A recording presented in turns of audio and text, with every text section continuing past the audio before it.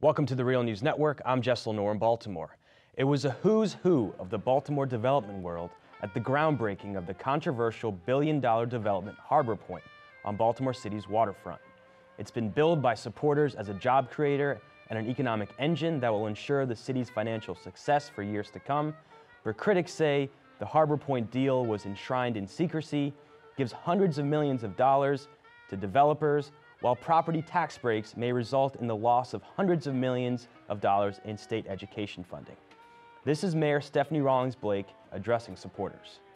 HarborPoint for me is an example of the kinds of projects that positively impact residents for today and for tomorrow, while positioning Baltimore to become a premier city that thousands of residents will want to flock to in the future. HarborPoint means jobs. As was stated, it means new tax revenue as well as hope and opportunity on once vacant land. Now joining us to discuss HarborPoint and a host of other issues is a journalist for the Baltimore Sun, Luke Broadwater. Luke got his start in journalism at the age of 9 when he scored an interview with Colts great Johnny Unitas. Since then, he's won more than a dozen journalism awards, including for investigative reporting, government reporting, and feature writing. He currently covers City Hall and local politics for the Baltimore Sun. Thanks so much for joining us, Luke. Thanks for having me. So before we get into all the details and the history of HarborPoint, let's talk about how that relates to the recent story you've been working on about how these type of developments like HarborPoint have resulted in a loss of a tremendous amount of money for city schools from the state government. Sure. Well, one thing that happened in the last year was that Baltimore's wealth grew tremendously. Baltimore gained about $1.3 billion in wealth. And a lot of that is attributable to new projects that came online, from the Horseshoe Casino to Cannon Crossing to different developments around town. And what happens is, as you get richer, as your city gets richer, the state formula for schools funding assumes you have more tax dollars in your budget to pay for your schools, so you get less state money. Now the issue is a lot of properties, especially in the downtown area, have gotten special deals over the years in which they do not pay property taxes. For decades, as often as the Correct. case. So they pay things instead of property taxes. They pay special payments sometimes. In the story, we use some examples. One was the Marriott Waterfront Hotel, which pays $1 a year in property taxes for 25 years. This was a deal inked 3 mayors ago, but you can see how things have ramifications over the years. So instead of paying, something like $3 million a year in property taxes, they pay $1, and you can see the effect on the city's budget when we don't have that money to then go to our schools. So that sparked a debate about how these incentives should be used and what direction we should continue to go in Baltimore with our development.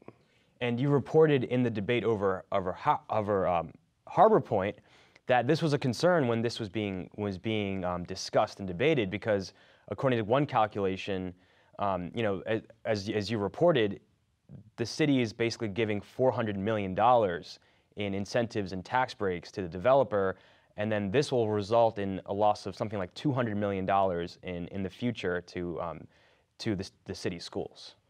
Right. So the $400 million number is a number we crunched, and that's all the different incentives and tax breaks HarborPoint gets. HarborPoint gets brownfields tax credits, they get enterprise zone tax credits, and they have the TIF bonds.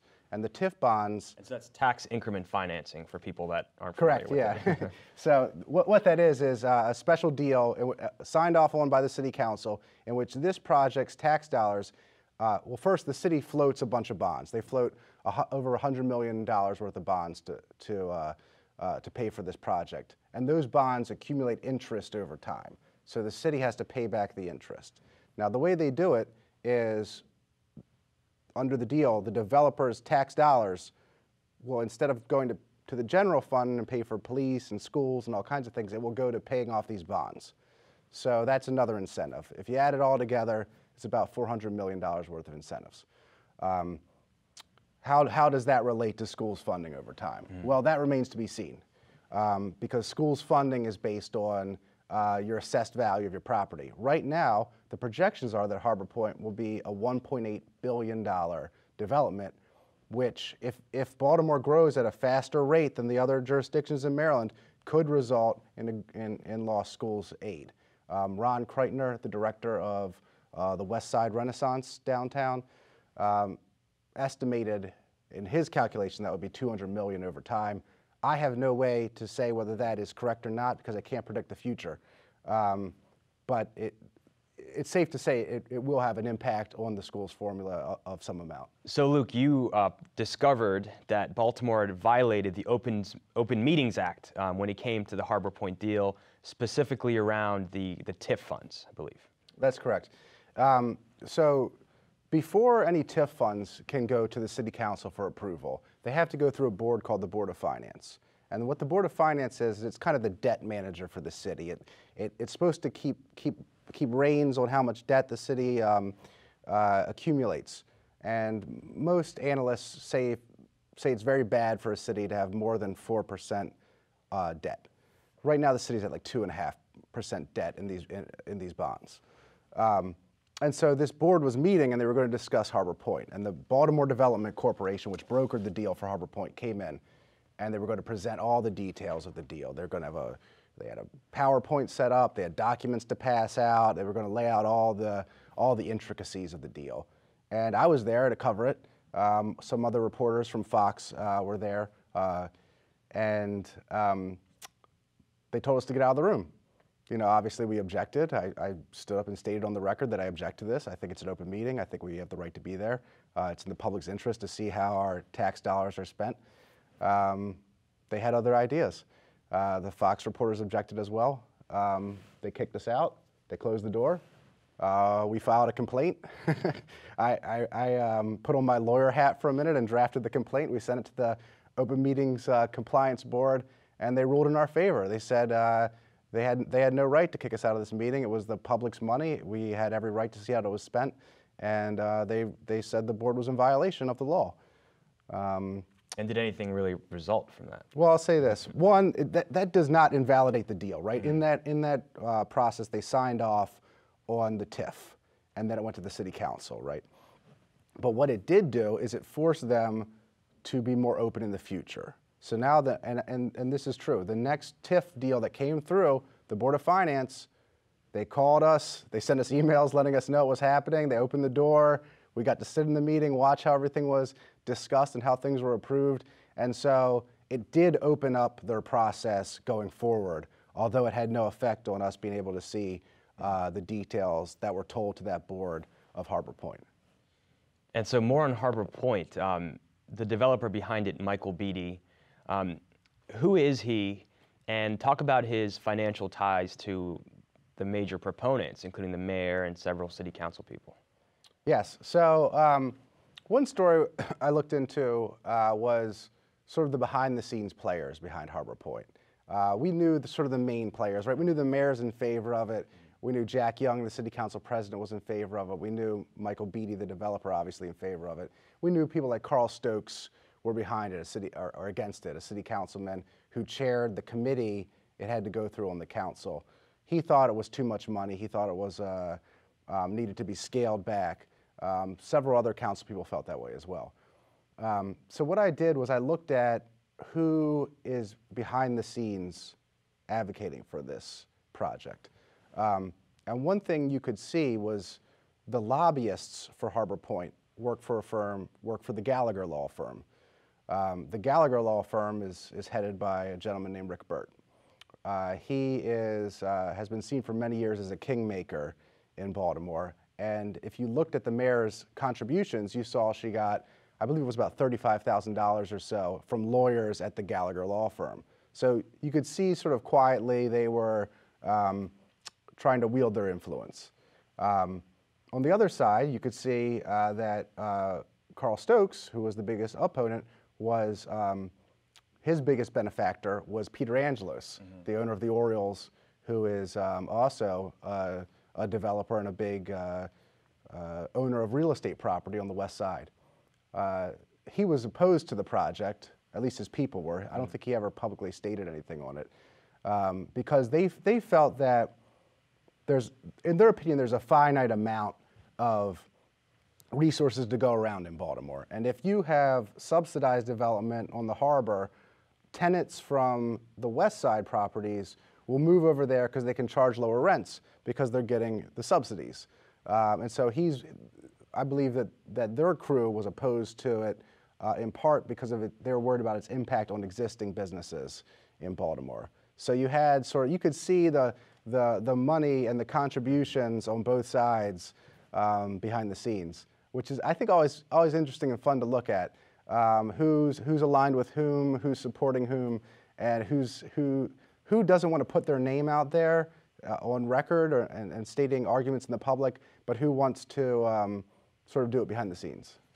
And you covered a lot of these kind of raucous hearings and protests against it, and so there was the for side of the city council and the side against it. But there's also grassroots groups like the United Workers, who were saying that this is an example of what they call failed development, because they cited other instances of development around the harbor where the fair wage jobs just did not materialize, and United Workers were on the front line demanding that those kind of jobs, like around the Horseshoe Casino and other developments, paid a living wage and actually benefited the communities in Baltimore. Yeah, there were substantial protests at the Harbor Point hearings. I actually was kind of surprised at how big and passionate the protests were, because we're talking about wonky stuff here, right? Like I probably used a bunch of things that have bored everyone that we're talking about. We're talking about TIFs and pilots and incentives, and so it's wonky stuff to get down into. But I think people with this project, it really came to the forefront, and people really got passionate about it. And like you said, United Workers, other unions were among those highly involved. And their argument was this: look, we've been subsidizing development down by the harbor for years, right? People have gotten all sorts of special deals. It's built up. It looks great. It's beautiful and all that. It's transformed dramatically over the last 20, 30 years. Yeah, dramatically. Yeah, and it'd be hard for people to argue that there's a lot of positive benefits to those developments. But that said, they don't see the benefits in other parts of Baltimore, and they would rather see the money used in other neighborhoods rather than at the harbor. So if we're going to float TIF bonds for a project, if we're going to give a bunch of tax credits to a project, let's do it someplace else. Why should there be more and more development where there's already, or more and more incentives where there's already, I guess, a bonanza of riches? While a lot of the city, you can see like the 15,000 vacant homes and the epidemic of drug violence and drug use in huge portions of the city that isn't seeing that type of investment. So what is really behind this push for, so some would say that it's, drawing tourists and making, Baltimore a city of the future and, raising its profile and kind of trying to get away from the image that people often think about of Baltimore, which is like The Wire. Mm-hmm.